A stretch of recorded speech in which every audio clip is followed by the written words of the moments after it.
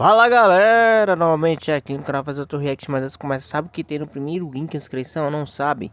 Rap do Luffy Paranami, isso mesmo. Quer saber como ficou esse rap do Luffy Paranami que eu fiz? Vai no primeiro link de inscrição, confere lá, se gostar, se inscreve e ajuda a gente a bater a meta de 600 inscritos, tá bom? Primeiro link de inscrição, rap do Luffy Paranami.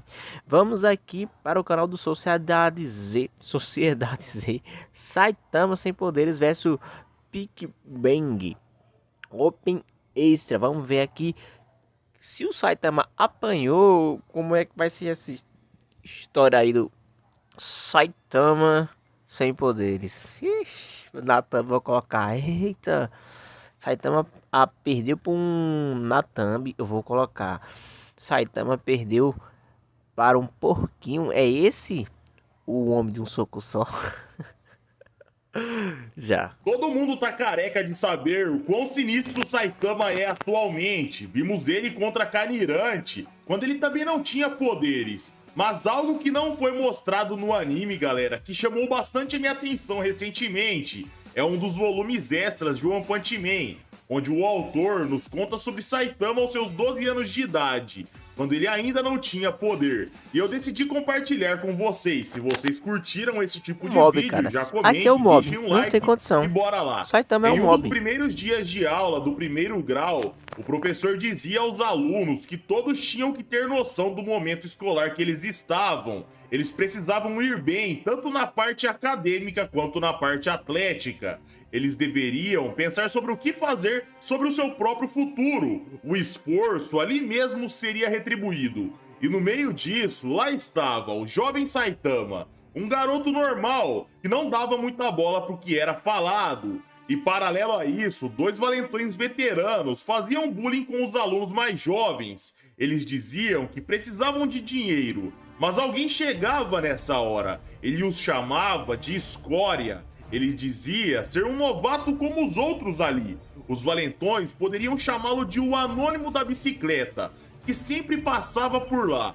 Ele ajeitava suas coisas na bike e dizia que não deixaria nenhum crime passar impune ali. Os valentões perguntavam se aquele cara tinha algum parafuso solto ou algo do tipo, e decidiam deixar quieto aquele bullying. Mal sabiam eles que aquele cara ali era Satoru, o Mumen Rider, um dos homens que no futuro iria se tornar um dos heróis mais nobres que existe. A cena voltava para Saitama na sua sala de aula, lendo sozinho. Seus colegas de sala falavam sobre alguns ocorridos recentes na escola. Uma das meninas diziam que ouviu falar que um estudante do primeiro ano havia sido linchado por dois caras do terceiro. Seu uniforme foi totalmente rasgado. Dois veteranos delinquentes fizeram isso. Então, todo mundo ali precisava ficar longe daqueles caras. Mas Saitama particularmente nem dava muita bola. Parecia que ele estava numa realidade paralela. O dia passava e ele continuava lendo seu livro. Ele voltava para casa e nos noticiários era contado que uma criatura misteriosa apareceu na cidade Z. Os policiais da gravação foram atacados e sofreram várias lesões. No final, a criatura acabou escapando. A cidade Z solicitou um pedido imediato de uma unidade especial do próprio governo para ajudarem com aquela fera. Saitama escutava em silêncio e o jornalista continuava. A última vez que uma criatura misteriosa apareceu foi há 9 meses atrás, em julho do ano passado para ser específico. Mas se olharmos para os dados dos últimos 10 anos, percebe-se que a frequência de suas aparições tem aumentado gradualmente. Como o governo lidará com esses monstros? Ele perguntava. Que tipo de medidas serão tomadas? Quem são essas criaturas e da onde elas vêm?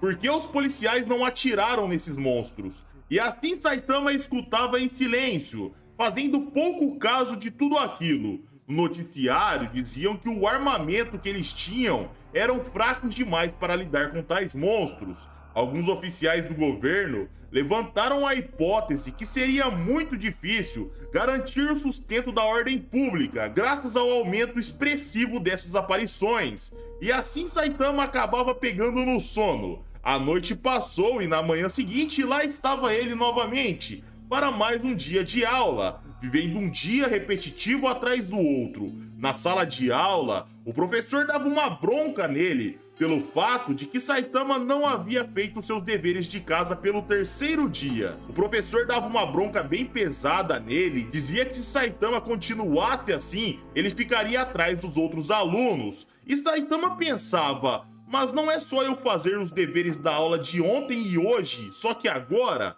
Ele dizia que não entendia muito bem o porquê daquela bronca extensa, e o professor não gostava de ser retrucado. Irritado e claramente perdendo a sua postura, o professor dizia estar de saco cheio. Saitama deveria encontrá-lo depois das aulas. Ele prometia que iria ensiná-lo o porquê dele ser um bom pra nada. Saitama ia ter a sua carteira e os alunos diziam que ele deveria ter ficado calado. Graças a isso, o professor agora era seu inimigo. Saitama se mantinha em silêncio, porém, galera, notava-se no seu olhar, ele estava frustrado com aquela injustiça. Após a aula, aqueles delinquentes do terceiro ano apareciam para Saitama. Ele era o novo alvo agora.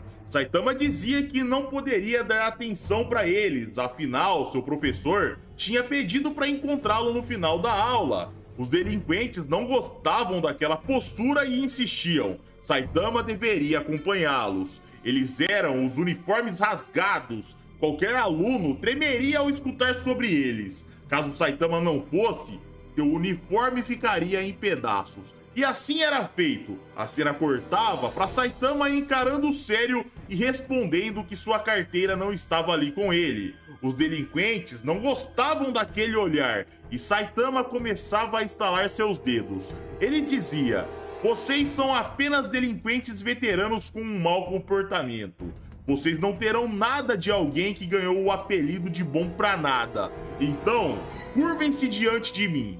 Os delinquentes olhavam puto com aquela atitude e um time skip de uma pequena surra acontecia. Lá estava Saitama surrado no chão, seu uniforme rasgado, seus 200 ienes apenas roubados. Eles zombavam o garoto. De fato, Saitama era um bom pra nada. Mas nessa hora, aquele monstro que estava sendo reportado nos noticiários aparecia. Um delinquente era acertado em cheio.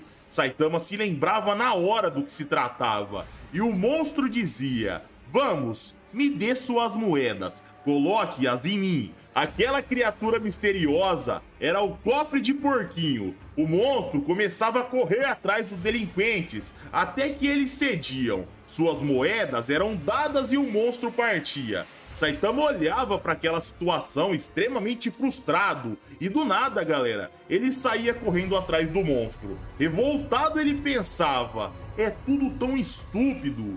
Eu me esqueço do dever de casa, apanho de valentões. Então, me devolva agora meus 200 ienes. E Saitama, como narrador, começava a contar aquela história. A criatura que veio de um lugar totalmente desconhecido para o meu cotidiano tedioso. Deve ter sido por isso que eu o persegui naquele dia. Assim, um tempo se passou. Depois que ele perseguiu a fera, galera, eles chegaram num beco eventualmente. O porco se virou e decidiu atacá-lo, e Saitama continuava. Eu desmaiei por um bom tempo, se levantando aos poucos, sangrando, ele continuava. A primeira coisa que passou pela minha cabeça quando eu acordei foi: eu preciso ir para a sala dos professores. Eventualmente, a força policial e a unidade especial uniram-se para cercar a criatura e facilmente a derrotou. Eles usaram tanques e veículos especiais, mas Saitama nunca mais recuperou seus 200 ienes. Mas mesmo apanhando de valentões, de monstros, lá estava ele, cumprindo com o seu combinado e na frente do seu professor, que dava outra bronca nele. O professor questionava o porquê de seu uniforme estar assim. Saitama explicava o ocorrido, porém era inútil. O mundo estava sendo injusto com ele. Um professor babaca, valentões e um monstro o prejudicaram. E Saitama refletia: talvez eu apenas não esteja apto para viver nessa sociedade. Eu não tenho a mínima ideia de como viver nesse mundo. Tudo que eu sempre fiz foi perder. Será que irei mesmo ser capaz de viver minha vida decentemente, mesmo sendo fraco desse jeito? Mal sabia ele, galera, que no futuro, força não seria mais o seu problema, mas a falta de propósito e um vazio existencial ainda existiria. A cena voltava pro presente, onde Saitama acabava de salvar um garotinho de um monstro de neve. A criança dizia ter medo do futuro e o chamava de tio. Saitama dizia que ele não era seu tio, então a criança refazia a pergunta. Agora o chamava de irmão careca. Saitama dizia que não entendia o porquê de ele adicionar o careca, mas enfim, por que ele tinha medo do futuro? A criança dizia que achava que não seria capaz de viver num mundo cheio de criaturas como aquelas. Saitama dizia que ele também tinha esse medo quando tinha a idade da criança, mas mesmo agora que esse medo sumiu, a vida continuava difícil. A criança dizia que pelo menos ele era forte. Saitama dizia que isso não importava, ser fraco ou forte não era o ponto ali. A criança questionava, mas o que eu tenho que fazer então? A resposta era, faça o que você bem entender. A criança continuava falando sem parar e Saitama dizia, eu acho que eu vou soltar esse moleque aqui mesmo.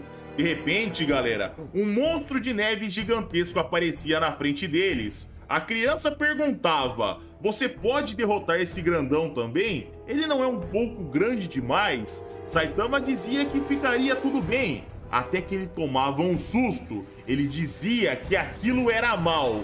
Ele havia esquecido de tirar seu lixo. O problema de força não existia mais, mas as dificuldades do dia a dia eram o que dificultava a vida de Saitama. E galera, se querem mais histórias que não apareceram no anime de One Punch Man, comentem aí se curtiram o vídeo, deixem um like para ajudar o canal, segue a gente lá no Instagram, é mais fácil de conversar com vocês por lá do que aqui no YouTube, eu não consigo acompanhar tudo. Bom, é isso aí, galera. Eu já vou indo nessa. Um abraço, fiquem com Deus. Saitama com a camisa do Mob, né? Só que com um nome diferente, mas certeza, né? Que é o mesmo autor que faz o mangá que criou o One Punch, é o que criou o do Mob lá, o... Deixa eu ver o nome aqui.